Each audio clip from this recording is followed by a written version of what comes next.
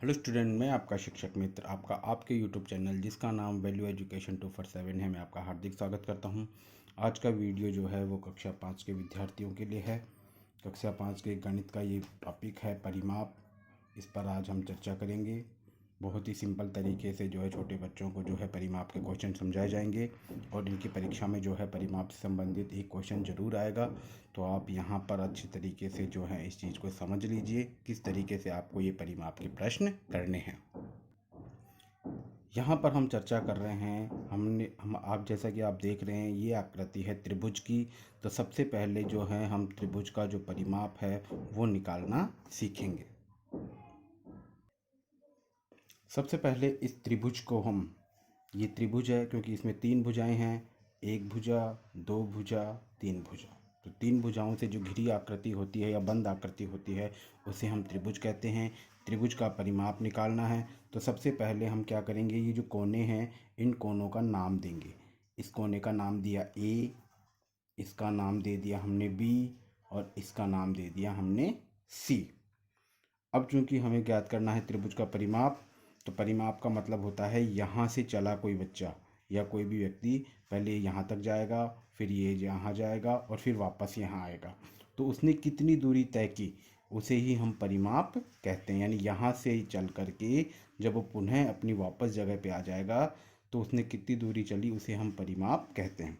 तो यहाँ से हमें शुरू करना है।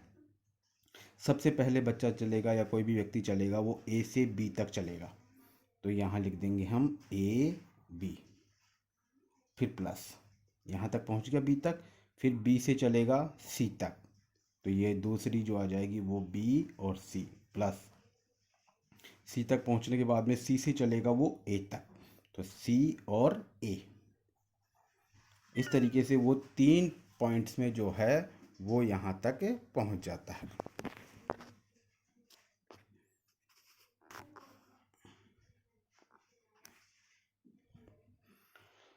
अब यहाँ पर भुजाओं का माप दे रखा होगा। जैसे मान लीजिए ये है 5, ये है 6, ये भी 6 मान लीजिए। तो सबसे पहले ए से बी तक चला, तो ए से बी तक में वो चला 5 मीटर, सेंटीमीटर या किलोमीटर कुछ भी हो सकता है। फिर बी से सी तक को चला वो 6, तो बी से सी के नीचे लिख देंगे 6। और सी से ए तक वो फिर वापस चला 6, क्योंकि दोनों ये बराबर हैं। किसी किसी में अलग अलग भी हो सकती है, किसी में एक जैसी भी हो सकती है। कुल मिलाकर के हमें इन तीनों को जोड़ना होता है। तो जब हम इन तीनों को जोड़ेंगे तो हमारे पास में 6 और 6 ये हो गई 12, और 12 में 5 जोड़ेंगे तो हमारे पास में हो जाएगा 17। और मान लीजिए यहाँ मीटर लिखा हुआ है, मीटर लिखा हुआ है, मीटर लिखा हुआ है, तो आप भी उत्तर में क्या लिख देंगे, मीटर लिख देंगे। इस तरीके से त्रिभुज का जो परिमाप है वो हो जाएगा आपके 17 मीटर। इसी तरीके से आपके ये दूसरा भी जो है ये भी त्रिभुज ही है। तो सबसे पहले जो है इसके बिंदुओं का नाम लिख देंगे। कहीं से भी शुरू कर दीजिए, कोई जरूरत नहीं यहीं से शुरू करें, हमने यहीं से शुरू कर दिया, ए बी और सी। सबसे पहले बिंदुओं का नाम लिख देंगे। फिर उसने भुजाओं की माप दे रखी होगी कुछ भी, जैसे ये 4 दे दी, ये 5 दे दी, ये 3 दे दी। तो सबसे पहले ये त्रिभुज है तो हम यहाँ लिखेंगे, हम बच्चे को बताएंगे कि ये त्रिभुज है, तो यहाँ लिखना पड़ेगा त्रिभुज का परिमाप।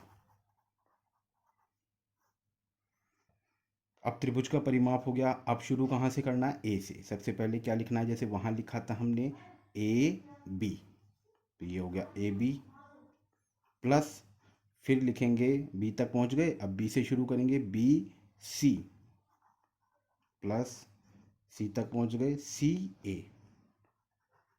और फिर इसके पश्चात इनकी माप, ए बी की माप है 4, बी सी की माप है 5 और सी ए की माप है 3।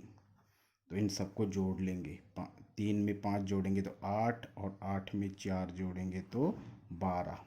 और ये मान लीजिए यहाँ पर जो है किलोमीटर लिखा हुआ है या सेंटीमीटर लिखा हुआ है, ये सेंटीमीटर लिखा हुआ है मान लीजिए सीएम। तो यहाँ भी आप क्या लिख देंगे, सीएम, हिंदी में बोलते हैं सेंटीमीटर। इस तरीके से जो है हम त्रिभुज का परिमाप निकाल लेंगे। अब मान लीजिए आपके सामने कुछ इस तरह की जो है आकृति आ जाती है। अब आप जानते हैं इस आकृति को क्या कहते हैं? इस आकृति को बोलते हैं हम आयत। तो वहाँ हमने त्रिभुज लिखा था, यहाँ त्रिभुज नहीं लिखेंगे क्योंकि ये 4 भुजाएं, वहाँ 3 भुजाएं थी त्रिभुज, यहाँ 4 भुजाएं, 1 2 3 और 4। तो 4 भुजाओं की जो आकृति होती है उसे हम आयत कहते हैं, जिसमें आमने सामने की बराबर होती है। तो यहाँ लिखेंगे हम आयत का परिमाप। अब आयत का परिमाप जो हो गया, तो अब यहाँ पर वापस जैसे हमने त्रिभुज में बिंदु लिखे थे वही ए, इस कोने का नाम बी, इस कोने का नाम सी और इस कोने का नाम डी। तो शुरुआत करेंगे हम यहाँ से।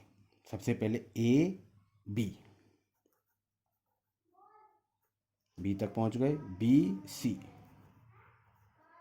सी डी प्लस डी ए, और फिर इसके पश्चात इनकी भुजाओं की माप लिख देंगे। जैसे ए और बी कितनी है? 6, तो ए बी के नीचे लिख देंगे 6। बी और सी कितना है? 4, तो इसके नीचे लिख देंगे 4। सी और डी कितना है? 6, तो इसके नीचे लिख देंगे 6। और डी और ए कितना है? 4, तो यहाँ लिख देंगे 4। और फिर इन सबको जोड़ लेंगे। 4 में 6 जोड़ेंगे तो 10 आ जाएगा। फिर 10 में 4 जोड़ेंगे तो 14 हो जाएगा, और 14 में 6 जोड़ेंगे तो कितना हो जाएगा हमारे पास में? 20। और यहाँ पर अगर वही अगर मीटर लिखा है तो हम भी उत्तर में क्या लिख देंगे? मीटर। ठीक है, इस तरीके से हम ये आयत का परिमाप। अब जो आपको आकृति दिख रही है वो है आपका वर्ग। ये वर्ग है क्योंकि इसकी चारों भुजा बराबर है। ये आयत है, इसकी आमने सामने के बराबर है, चारों बराबर नहीं है। देखिए ये 6, ये 6, ये 4, ये 4, तो ये आयत है। इसमें देखिए ये 5 है, ये भी 5 है, ये भी 5 है, ये भी 5, चारों बराबर हैं, तो ये वर्ग है। तो हम यहाँ पर आयत नहीं लिखेंगे, क्या लिखेंगे? वर्ग का परिमाप। और वैसे ही जैसे वो किया है क्वेश्चन, सबसे पहले इसके कोनों का नाम लिख देंगे ए बी सी डी। तो शुरुआत कहाँ से करनी? ए से। ए बी यहाँ तक पहुँच गए, B C, C D, D A. ठीक है, अब इनके नंबर लिख देंगे। ए बी कितना है? 5, क्योंकि इसमें सभी बराबर होते हैं तो सभी के नीचे 5 आ जाएगा। और सबको जोड़ लेंगे, 5 और 5 10, 5 सी 15, 5 चौक 20, यानी कि ये 20 हो जाएगा।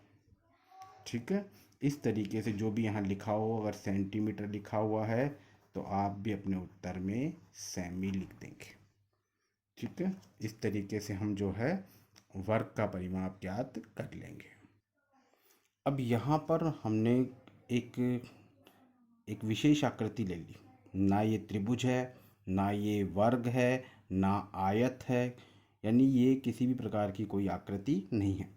तो यहाँ पर जो है हम केवल आकृति लिख देंगे कि आकृति का परिमाप, क्योंकि कोई इस आकृति का कोई नाम नहीं है।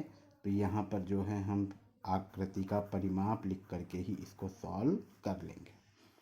अब जैसे मान लीजिए यहाँ से यहाँ तक ये 10 है, ये 15 है, ये आपके फिर 10 है, तो ये हो गया आपका 5, और ये हो गया आपका मान लीजिए 6, तो ये हो गई आपकी 4। इस तरीके से आपकी ये आकृतियाँ बनी हुई हैं। अब सबसे पहले शुरुआत कहाँ से करनी है? सबसे पहले इसके नाम देंगे, बिंदुओं के नाम। ए बी, जहाँ जहाँ कोने हैं वहाँ नाम लिख देंगे। सी डी ई और एफ तक हो गया। अब शुरुआत कहाँ से करनी? ए से। सबसे पहले A B, B C, C D, D E और ई एफ,